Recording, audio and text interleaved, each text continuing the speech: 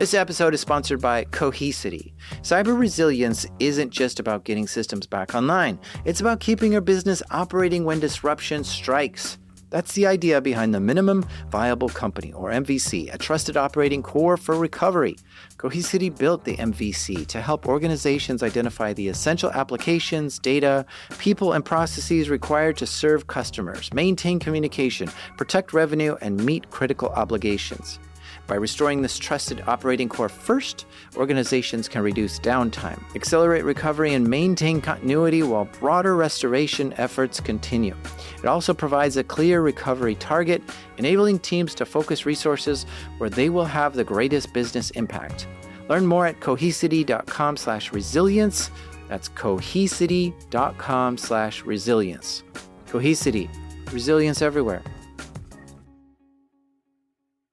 Real quick before we get started, this is like part 2, or actually it's part 3 of a series. We're talking with Victor in this episode, who's part of the Guild of the Grumpy Old Hackers. And to learn who they are, you need to check out the episode before this.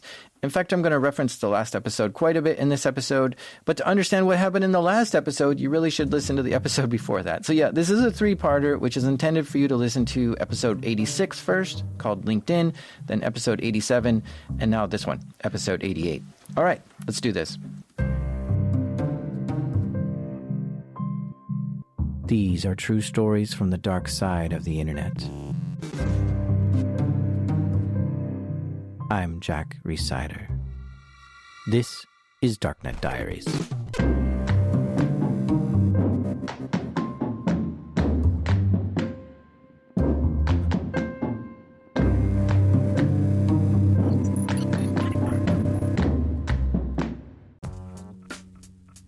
This episode is sponsored by Vanta.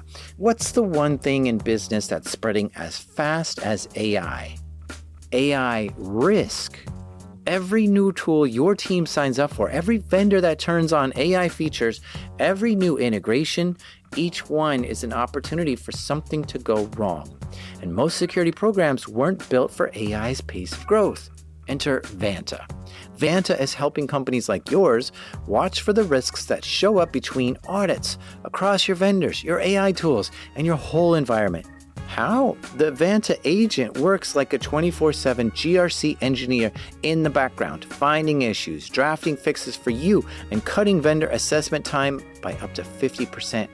Whether you're a fast-growing startup or a global enterprise, Vanta is here to help you automate your security and compliance and earn and prove trust.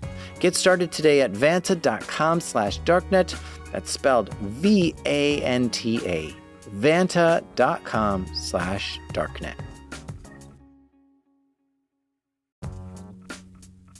This episode is sponsored by Rippling. These days, you can chat with AI about almost any business problem, but only Rippling AI is built to solve them. That's because Rippling is the only AI built on your live global workforce data, giving you full visibility into your business and the ability to take action with AI that executes across departments. Say you want to retain top talent. Just ask Rippling, who are my top performers this year? And instantly receive a workforce report highlighting your best employees with supporting data like comp ratios, performance reviews, and engagement metrics. Rippling AI can turn these insights into proposed retention strategies, including a recommended 10% spot bonus for top performers. So don't settle for AI that's all talk. Head to rippling.ai/darknet and get AI that turns insight into action. That's Rippling, spelled RIPPLING. Rippling.ai/darknet. Sign up for your exclusive access today. So we're picking back up with one of the members of the Guild of the Grumpy Old Hackers. We're talking with Victor, and I'm fascinated with his work. He's known on Twitter as 0xDude, and he's made a life out of filing coordinated vulnerability disclosures. He's a self-proclaimed janitor of the internet. Victor is constantly scanning around, looking for vulnerabilities and reporting them. And I'm not talking about a few reports here and there. So your Twitter bio says 5,789 responsible disclosures. What? How? Well, that started like in 1998. That's a lot. So you're talking you've been doing responsible disclosure for over 20 years? Yeah, it's 22 years now. Huh? Yeah. All right, so let's actually go back to his first vulnerability disclosure. He used to go to a video store sometimes to rent movies when he was younger. Before Netflix, there were like these stores that you could go in and browse for the movies and borrow one for the night or whatever. The store wasn't far from his house. He'd head down there every Friday to pick up some movies for the weekend. Problem was, everyone also had that same idea. Friday evening, that was always rush hour. People piled into the store and pestered whoever was behind the counter. Hey, is this movie in? Or, hey, do you have this one yet? Or, I want to watch this one. Is it available?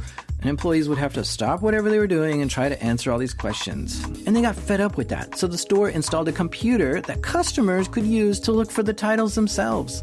But to Victor, this open and unlocked computer, which was connected to the store's network and inventory, really caught his attention. So he got on it, but the computer was locked down and only gave users access to search the store's inventory and what was in stock. You couldn't do anything else on this computer. But Victor took that as a challenge to see if there was something else he could do on it. That terminal, that was just a Unix terminal, and didn't have any security. With Ctrl-Shift F1, I could break out of the shell and just get access to that system. Bam! By just hitting Control-Shift F1, Victor could take over this computer. He could slyly pull up his account, reserve movies, and add credits to his account. He could see all the other people's accounts too, and take a look at what movies they'd checked out. Victor told the store that this new computer is a liability, and they said there wasn't much they could do about it because the company that wrote the software is really out of business. But the store took this warning and tried to fix the problem themselves, which actually was kind of a joke to Victor. So the funny part was that the week later, the owner of that store said, well, we fixed the security because they put like a plastic layer cover on the keyboard. Basically, they just covered some of the keys with a shield to prevent people from typing certain keys like Shift, Control, F1. Victor told him that doesn't quite work, but the store disagreed. So Victor set out to prove them wrong. I used two paper clips to get under the plastic and still pressing those buttons. But Edward Paperclip Hands here screwed it up, and he hit the wrong key. I did like Control F2, which was the option for reboot server. And the server did reboot, but didn't start up anymore. So he was trying to prove to the store that the shield just didn't work, but now he made it worse and crashed the system on accident. He glanced over at the checkout counter. The employees were trying to scan the barcodes on movies, but it wasn't working. It turned out this computer had more than one job, and it wasn't just there to allow customers to search for movies. They had to write down everything by hand. So I created a little traffic jam. The store eventually got things up and running again. And what Victor learned from this whole thing was finding vulnerabilities on computers is fun, but if he was going to do this kind of work, he'd have to be more cautious. If I want to do the good thing, I have to be very careful. I have to be very descriptive, and I have to stay in conversation with the people who are responsible for those systems, and find a fine line between being helpful and being obnoxious. It was about the same time that Victor found himself at a crossroads in life. While he was working on these early vulnerability disclosures, this ethical hacking, he was also busy cracking software, which is illegal to circumvent the copyrighted protections on software. And he realized this ethical dilemma, and he came to a realization. If I keep going in this direction, I will get nowhere. So I was like, okay, what can I do? What can I do to make it more useful? That I can help other people without getting in trouble and still doing cool things, because I'm still accessing systems without permission. That's still damn cool. It was at this moment that Victor realized he needed to use his skills for good. This meant he was going to keep hacking and looking for vulnerabilities. He'd have to do it under a strict code of ethical conduct, though. He'd spent years practicing and honing his techniques to do this. And yes, it is damn cool to still get to hack into systems and not get in trouble for it. So after college, Victor began his career in IT. He worked his way up from system administrator to network administrator and got a job with the Dutch government. Over the years, he kept finding vulnerabilities and issuing these disclosures to people, kind of like a hobby. But one day he realized he wanted to get even more serious about it. It was in 2016, him and a friend started a non-profit that was all about finding and reporting vulnerabilities. They called it the GDI Foundation. Their hope was that people in other countries would start GDI chapters and build a global network of volunteers working to help secure the internet. Their mission is, quote, to protect the free and open internet by trying to make it safe and by thus guarding the well-being of humans online, to ensure respect for all human intellectual freedom and to prevent and mitigate digital abuse." End quote. Victor didn't mess around. He asked for an entire year off from his day job. And not just any year either. It was 2016, a leap year. Let's do for 1 year, 366 days, non-stop finding vulnerabilities, as much as humanly possible. Victor and his friends went all in that year. There's a lot of insecure stuff on the internet. Databases just left open with default credentials, servers wide open, and different services and ports that were not secured. It's pretty sad how easy it is to find vulnerabilities out there. But the tricky part is telling someone about it, trying to find who owns that server and the contact details of who the stuff belongs to. After 15 minutes investigating a database, most of the time you know who the owner is. Once they know who's in charge of it, they send over a responsible disclosure email outlining the problem and how to fix it. After all that, GDI adds the database to a script that's constantly running. It checks up on the database every so often just to see if stuff gets patched. Or worse, if a hacker got in and stole some data or wiped the whole thing. Because that's an option too. A hacker could just get in there and delete everything. By the summer of 2016, just a couple months into this new GDI adventure, Victor was the database watchdog. I think I've seen every open database at that moment that was connected to the internet. So here's the basic process. Databases run on a certain port. So like MySQL, for example, runs on port 3306. And so he could just scan the internet or use a website like Shodan to first look for any IPs that have port 3306 open. And then, once he finds that, he'll try default usernames and passwords, or maybe a handful of very weak passwords, like the word password, to see if that's it. And yeah, from this alone, he was tripping over tons of open databases. Some didn't even have passwords at all. Then they'd tell all the database owners that their stuff is insecure. As their efforts grew, so did the number of people pitching in to help GDI. In the beginning, it was just Victor and his friends, but almost 50 different volunteers have joined on in the last 5 years. In that time, the Foundation has filed coordinated vulnerability disclosures on over 1 million security issues out there on the internet. You can see us like the volunteer fire brigade or emergency help. We want to prevent that people become a victim. We are a group of volunteers that help prevent abuse by trying to report these systems that are already indexed by other sources as soon as possible. And we're just one of those many volunteering groups online that does this kind of things. Victor could have called it good after starting up the GDI Foundation. But no, he's possessed, and he takes his self-proclaimed role of the internet janitor seriously. In 2019, he got involved with another nonprofit. This one's called the Dutch Institute for Vulnerability Disclosure, or DIVD. And Victor's the chairman. DIVD is a lot like GDI, but it's ran by Dutch researchers, and they often scan computers in the Netherlands for vulnerabilities. If we cannot find the organization within a minute, then we immediately take the entire collection and send it off to the ISP, an internet service provider, who can, of course, then send it back to their customers. And they sometimes find problems on the Dutch government's network, which is interesting because Victor works for the Dutch government. By putting these communication frameworks in place and these agreements, we can, prevent that vulnerabilities stay longer online. Which is definitely a noble thing to do. But let's pump the brakes here for a second, because there's a catch to doing all this do-gooding. So let's talk about the ethics here for a second. Yeah. You are actively looking for vulnerabilities in companies that aren't asking you to look for vulnerabilities. Exactly. Is there an ethics problem with that? It depends who you ask. For me, no. Very simple. The work that we do is non-profit. It's voluntarily. And it's to prevent that the people that or organizations that we warn, that they become a victim. Victor says what it really comes down to is what your aim is. There is that fine line where you have to look, what is the intention? Am I going to access the system on our account and starting showing it off or use it for my own benefit to show that I had access to? Or I'm going to be as discreet as possible and try to inform this is your issue. You need to fix this, and this is what you can do to protect yourself. So if your purpose is to surf around the internet, poking and prodding, looking for weaknesses, but you're not planning to tell anyone about it, well, you look a lot like a hacker who's up to no good. But if you're going to coordinate with the person who you found the vulnerability with and tell them privately and they can fix it, well, then you've crossed into the good side.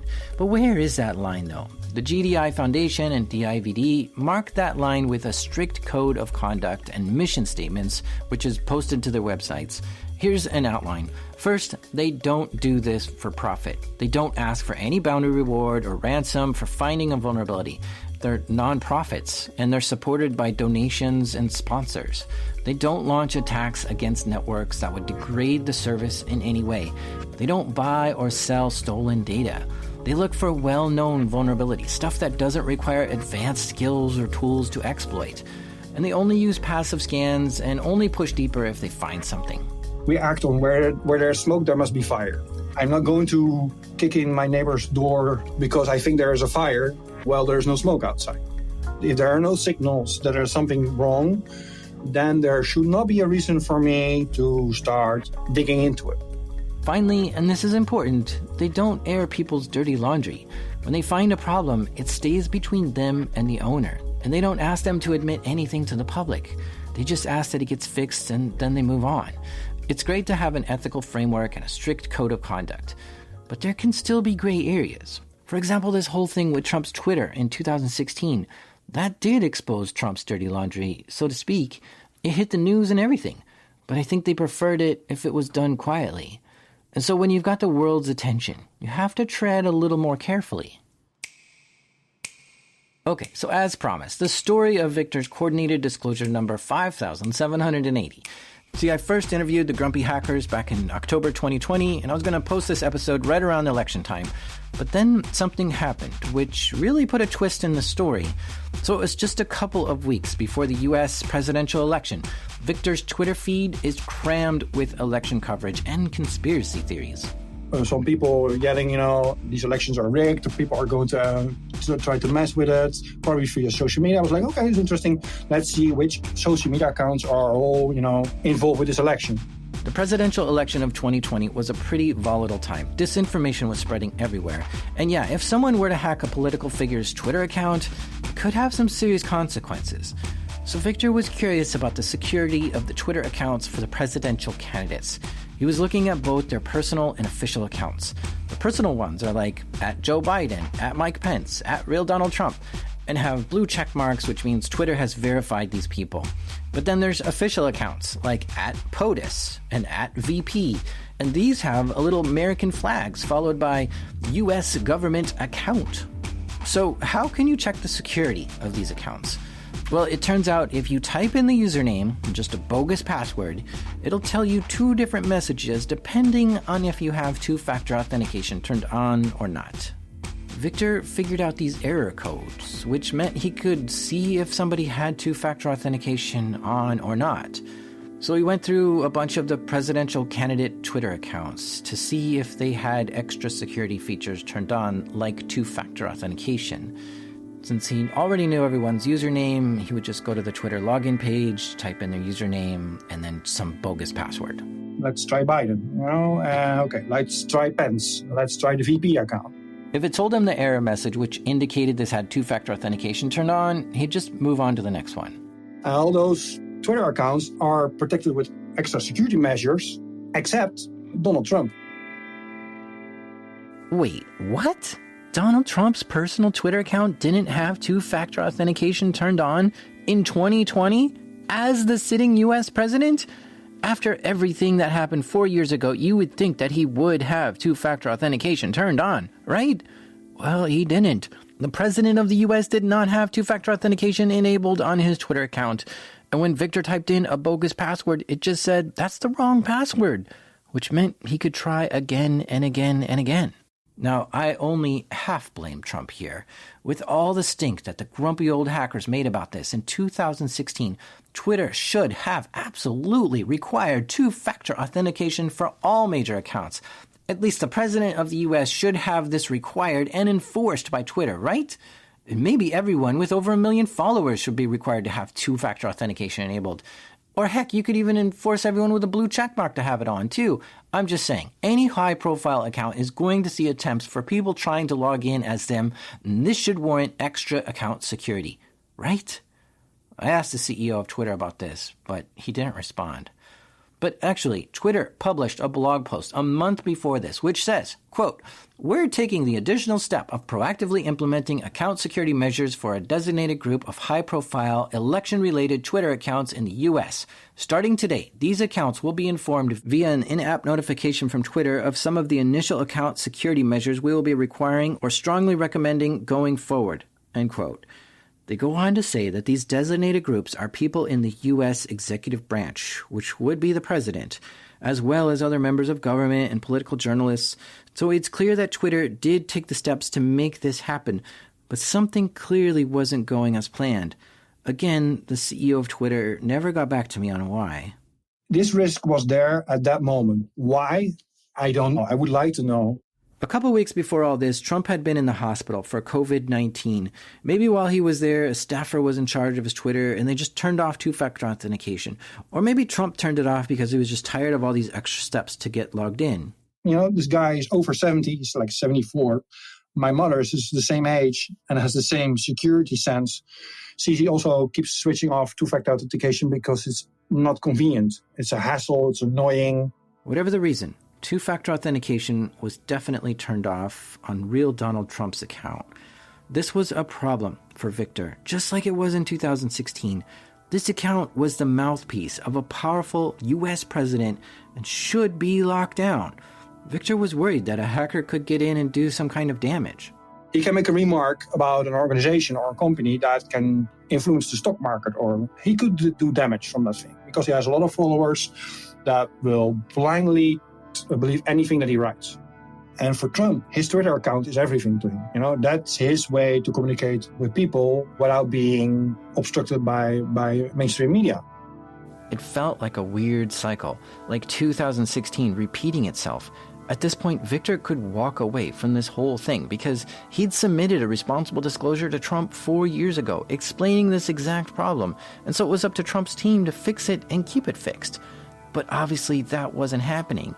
And not only is it happening again, it's worse because this is now the sitting U.S. president, and his account is vulnerable weeks before an election.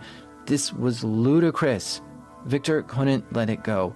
He smelled the smoke, but wanted to see if there was fire. Stay with us, because after the break, he finds out.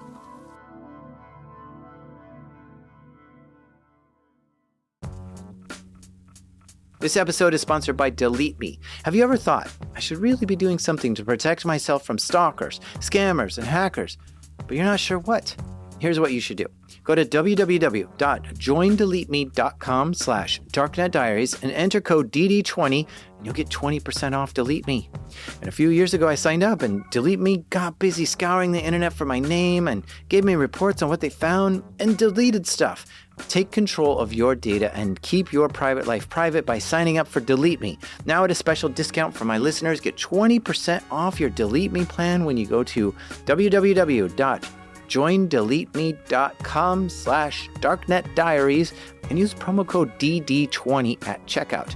The only way to get 20% off is to go to www.joindeleteme.com/darknetdiaries and enter code DD20 at checkout. That's www.joindeleteme.com/darknetdiaries, code DD20.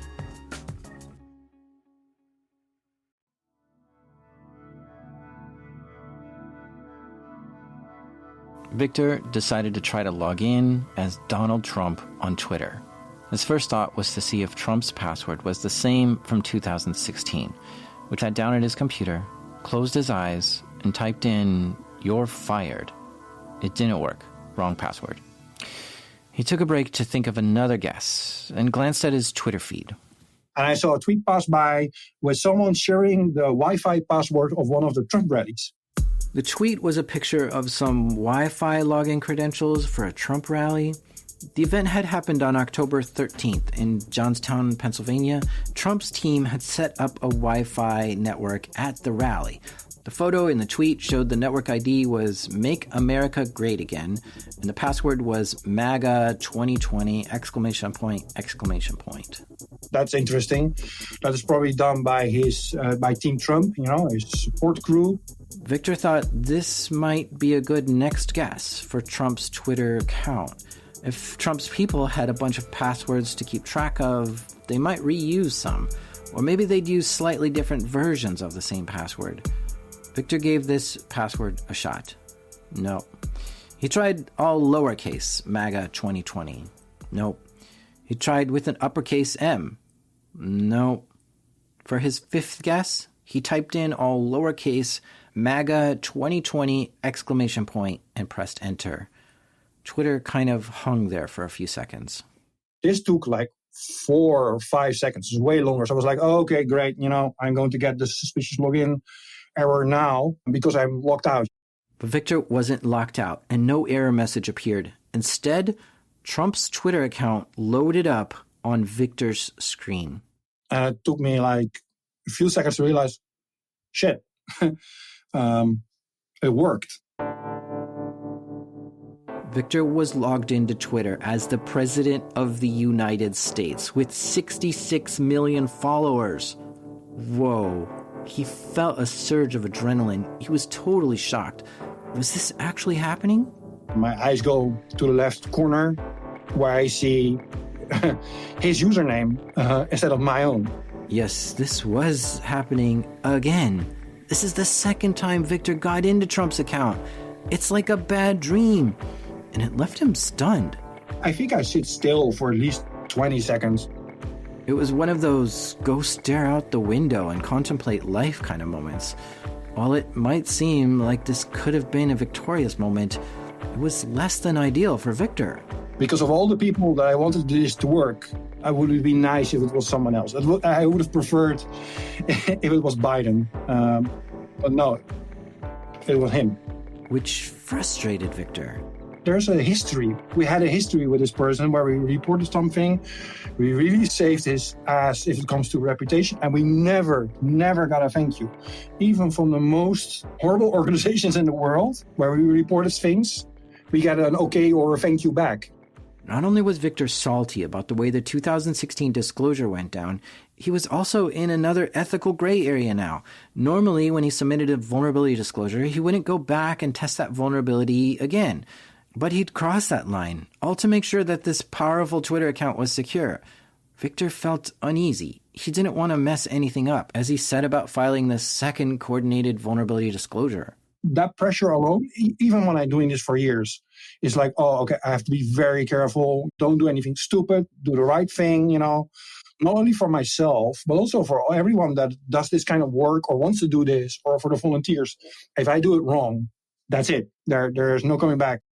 There were a lot of lines he wanted to make sure he didn't cross. For instance, sending any kind of tweet as Trump was definitely not going to happen. But also taking a peek at his messages was clearly unethical too. Victor fell back on the muscle memory of all the other disclosures he's done before and executed his next steps with extreme precision. He took a screenshot that he was logged in and then went to change the Twitter bio just to show he had access to be able to change the account details. Then he checked the account's security settings to confirm two-factor authentication was off. Took a screenshot of that too. In total, he was in the account for about 10 minutes, then logged out. Then he sent an email to Trump outlining the problem, showing screenshots, listing his password, and what to do to fix it. He didn't hear anything back for a while, so he kept tabs on the account to see if someone updated the security.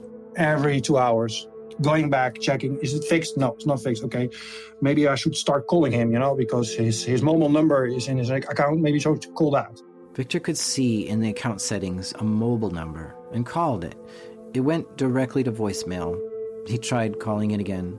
Same thing. He was desperate to get in touch with someone and to get this account fixed.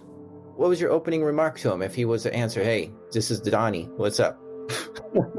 Well, good evening, sir. I want to inform you that I tried to send you an email with this subject regarding your Twitter account. Can you please take a look at it, and you or your staff, please respond to it and have a nice day. Victor saved the number to his phone under Donald Trump, and he tried calling it again and again and again. He called it 5 times, but never got through. He also tried getting in touch with Trump through Twitter, Parler, LinkedIn, but no reply in any of these places. He wasn't sure what to do next. He thought about reaching out to a tech journalist and sharing the login credentials. But that didn't feel right either. Remember, he doesn't want to air dirty laundry on someone that has poor security. The ethical thing to do was to keep it quiet and to let Trump's people take care of this, not to get it published in any news outlet. Trump was busy recovering from COVID and strangely holding campaign rallies at the same time to try to get reelected. Victor watched online as Trump gave a speech at one rally in Prescott, Arizona. Suddenly, Trump started talking about hacking. Scully got hacked, right? Scully. He was a never-Trumper. He got hacked. So just to give some quick background here, Steve Scully was scheduled to moderate the second presidential debate, which was just a few days away, and he's been with C-SPAN for like 30 years. But at some point, he said publicly that he'd never vote for Trump himself. Well, this resulted in Trump talking about this with Fox News that same day. The Commission on Presidential Debates announcing this morning that the second presidential debate will be virtual. Are you saying you're not going to participate? No, I'm not going to waste my time on a virtual debate. I have a host who I always thought was a nice guy, but I see he's a never-Trumper. We do have some of them, Maria, believe it or not, because they don't like to win. Trump said some other negative things towards Scully, too. And the next day, Scully tweeted publicly at Anthony Scaramucci, and it said, "Do you think I should respond to Trump?" It was very out of norm for Scully. It wasn't anything a moderator should have probably tweeted. So he came under pressure for this tweet. And then Scully said his account was hacked and he didn't actually tweet that. And that's what Trump is talking about here. So let's listen again. Scully got hacked, right? Scully. He was a never-Trumper. He got hacked. You know, I've never known a person that said he got hacked that got hacked. Nobody gets hacked. To get hacked, you need somebody with 197 IQ, and he needs about 15% of your password, right? It doesn't happen. So Scully got hacked. What? Seriously? Nobody gets hacked? This triggered Victor. That was my snap moment. That was my moment of, come on, now's enough. I tried you, I tried your family, your staff, your government, who have to ping across the ocean to get the message across. This is ridiculous. Victor decided to go semi-public. He tweeted at Trump with a vague message, which said something like, "Do me a favor, respond to the email, get that issue fixed." Journalists saw this tweet and remembered that Victor had hacked Trump back in 2016 and decided to look into this. Journalists were questioning Victor and investigating this to see what happened. Oh, and it's interesting. That second debate with Steve Scully was canceled because, Trump had COVID and didn't want to do a virtual debate and probably didn't like Steve Scully at all. But it turned out that Scully lied and changed the story about his account being hacked. And he just tweeted that in frustration, but regretted it and tried to come up with a cover story. C-SPAN actually suspended Scully for lying about being hacked, which means Trump was right, kinda. I mean, the mental calculus you have to do to try to understand what Trump is saying is dizzying. But this is what he said. Scully got hacked, right? Scully. I've never known a person that said he got hacked that got hacked. Nobody gets hacked. I mean, he has to know that's not true. His own account has been hacked 2 times before this, and the first one, he did admit it was hacked. So by his own logic, maybe he lied about his account being hacked when someone posted Lil Wayne lyrics on there?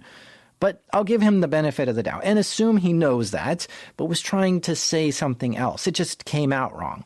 And so what he was trying to say was that Steve Scully is a liar, which was true at the time. Scully was still holding on to the story that his account was hacked.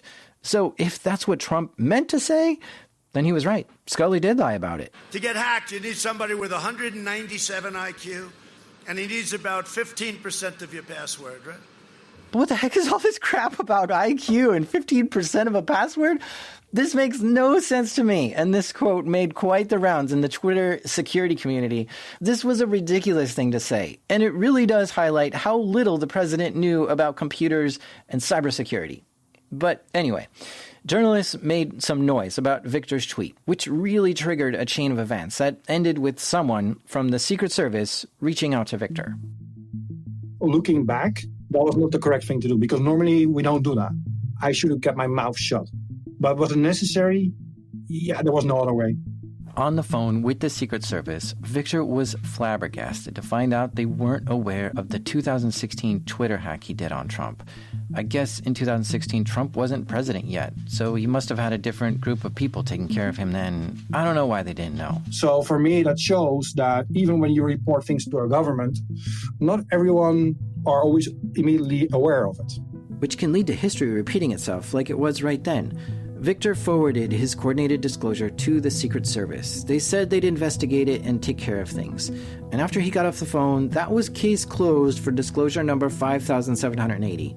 Victor hacked Trump a second time. He'd felt good that he'd gotten through to someone in authority and that somebody was doing something about this. But then Twitter and the White House denied that all this happened. What Twitter says is we don't see evidence in our log files. That's not denying it didn't happen if you take it very literally. The White House was very clear from this is absolutely true, this never happened. Twitter did say in a statement that was widely circulated by news outlets that they hadn't seen any evidence to corroborate the claim. They also added that they upped security for high-profile election-related Twitter accounts in the U.S. A quote from the White House Deputy Press Secretary Judd Deere also spread around. He denied the claim, saying it was, quote, absolutely not true, end quote. But Victor had all this evidence. And so to see these denies was just flabbergasting to him.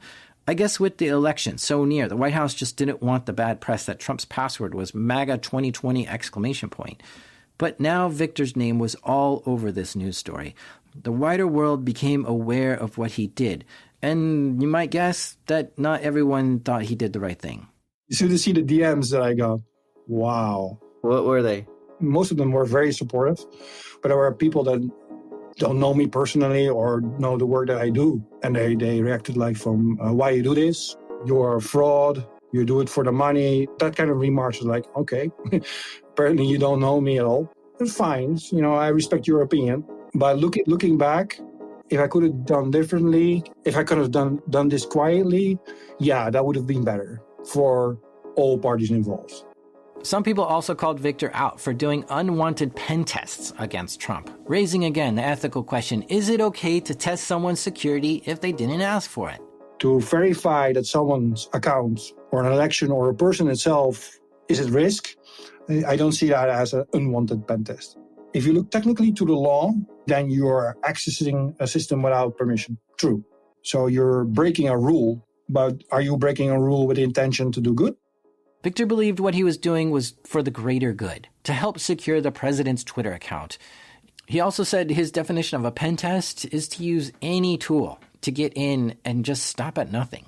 He says he didn't do that. He saw the potential of a problem and took limited action to investigate. If the first try would immediately give that error message, then I would have moved on and, I would be busy doing something else.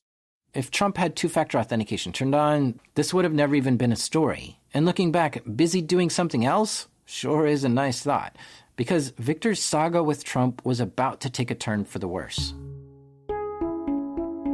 It all started after U.S. authorities reached out to the Dutch government and asked someone to take a look into Victor's claims.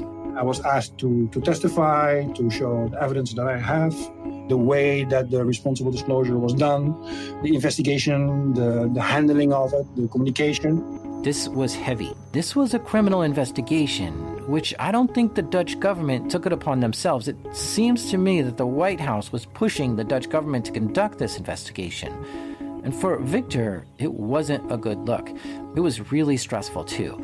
Yeah, sure, he was getting weird DMs and getting called out online, but now he was under a criminal investigation in his own country, and there were major consequences for this. If the public prosecutor's office decided he was guilty, this could be big problems for him, especially if he were to get extradited to the U.S.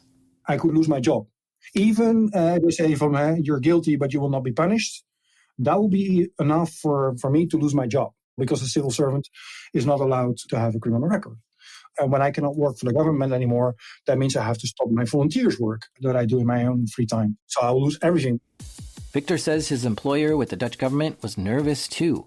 They knew Victor was passionate about cleaning up the internet, securing all those thousands of open ports and databases, but all this bad press about Trump was putting pressure on his employer, and sometimes that alone is enough to get you fired. Simply that your employer doesn't want to go through the stress of handling this incident, because what Victor did was making some pretty big news. When you enter the Twitter account of the President of the United States, that is something else. This was all turning into a nightmare. The pile-up of stress reminded Victor that, just like in 2016, the timing of all this, with the election just a few weeks away, added extra stress to the situation. It was the most horrible timing if it comes to a case like this. When the Dutch high-tech crimes unit came knocking, Victor spent hours answering their questions over the course of a day. They want to make sure that I did everything according to the book, with the best intentions, as I say so. I have to be able to prove that, of course. Victor showed them everything. Screenshots, emails, phone logs. Everything that he showed was what he did, how he did it, and how he tried to get in touch with Trump. And he had to sign a witness statement. He felt solid about how he handled it, though. He had stuck to his strict code of conduct and hadn't done anything evil while in Trump's account. There were things he was careful not to do. Do not send DMs, do not put flags or, tweets or anything else. Don't do anything bad, because that will be unexplainable. He also felt good about working with the high-tech crimes unit. These aren't technology amateurs. They're experts too, and have a good understanding of cybersecurity. For me, it's nice to know that someone is handling and looking at the case, knowing exactly what's going on. Yeah, because if someone had investigated this case and didn't understand the depth or nuances of the situation, this could have made Victor look like a criminal. But Victor would have to put those good vibes aside, because the ultimate decision about whether or not he committed a crime was resting with the public prosecutor's office. His professional life and nonprofit work were left hanging in the balance for weeks. There's no more ethical way to do this. If there's a better way to do it, sure. The next time we will take certain steps, or we do it probably different, or hopefully better. This was done in the best way possible at that moment. Still, if it's with the best intention, you're breaking the law because of a very good reason. This case was on the line of, okay, if you do this, then it's acceptable. If you do that, then it's not acceptable. Where is the line? What Victor did have going for him was his 22-year history of ethical hacking and responsible disclosures. The moment someone starts investigating him, they're going to see his connection with the Dutch Institute for Vulnerability Disclosures and the GDI Foundation. Maybe an investigator will think, if we dig further, something's got to come up. But yeah, that's just not the case with Victor. He walks proudly on the ethical side of the line. The good thing is that if you start looking for my name, this is how I always work. So for that part, I was not worried. After 3 weeks, the Dutch prosecutor made a decision. They said yes, gaining unauthorized access to someone else's account is illegal in the Netherlands. But there's a special circumstance that allows for it, which is responsible disclosure. And it's supported by case law. They confirmed that Victor had gotten into Trump's Twitter, but carefully considered his intentions. Their analysis revealed that Victor's intentions were good, and that he was free to go as an ethical hacker. What a relief. It's been a long road for Victor, and the other grumps too, from back in 2016. They'd been nervous about their 2016 hack, concerned that if they came to the US, like for DEF CON or something, that they might get detained, or that Trump might be out to get them. But then that nightmare went on repeat in 2020 and hung like a dark cloud over Victor's head. But finally, it was all over, and he had an official ruling to back up that his actions were ethical. I'm happy that this case got solved, that it got fixed. I don't look at it as a successful responsible disclosure. If this doesn't count towards one of the 5,789 responsible disclosures you have? Yeah, it counts as one. It is a case number. It is case number 5780, but it was not successful because the person to whom it's addressed did not accept the message. And I hope I will not find more Twitter accounts for U.S. elections open anymore. I don't think that. I think there's also a responsibility for platforms like Twitter, for everyone that has a verified account or a very important account, should have two-factor authentication, by default. There are some worries about if they actually learned something about it. What I do hope is that other people read this story and are like, ooh, I don't have such a good password either, or I use this password also here. Maybe I should, enable two-factor authentication. So if that happened based on this story, I'll be happy with the output of that. I hope for the best. It's hard to know what's changed for sure over at Twitter since this incident. I guess Twitter banned Trump, so that kind of fixes the problem, right? Like you can't hack an account that doesn't exist. But it's not clear how much Twitter is enforcing this two-factor authentication requirement for political accounts or major influential accounts. However, Victor and I tried to do this again by looking for accounts that don't have two-factor authentication turned on, and we no longer see the message that used to be displayed. No matter if someone has two-factor authentication turned on or not, you get the same error message when putting in the wrong password, which is good. It means if someone was going to be like Victor but had malicious intent, they'd have a harder time finding insecure accounts. Victor hasn't slowed down since this incident. He's still finding vulnerabilities and reporting them in a proper way. In fact, he's launching the DIVD Academy soon, which aims to teach young adults IT security and research skills that he thinks schools aren't providing. Him and the Guild of the Grumpy Old Hackers want to keep an eye on the younger generation to help guide them and coach them to be safe and responsible in this digital age. They believe the youth are the future. We want to help make the future a better place.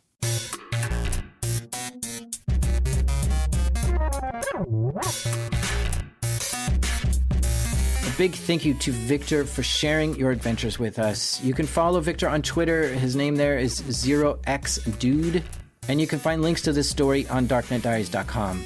The other day, someone told me they got into a rideshare and the driver was listening to Darknet Diaries when they got in. And the show was so interesting that they just made the driver keep driving around town until the episode was over. If you're that kind of listener that gets hooked on this show and love it when new episodes come out, please consider donating to it to show your support through Patreon. By giving, it sets a new standard of how you support content that you like and want to see more of. Visit patreon.com/darknetdiaries to donate. Thank you. The show is made by me, the guy who's been wearing a mask all his life and doesn't even know how to take it off anymore, Jack Rhysider. This episode was produced by the font-conscious Charles Bolte. Original music and scoring for this episode was done by the melodic Garrett Tiedemann. Editing helped this episode by the True Type, Damien. And our theme music is done by the still-spinning Breakmaster Cylinder. And even though I've got nothing against bots, some of my best friends are bots. This is Darknet Diaries.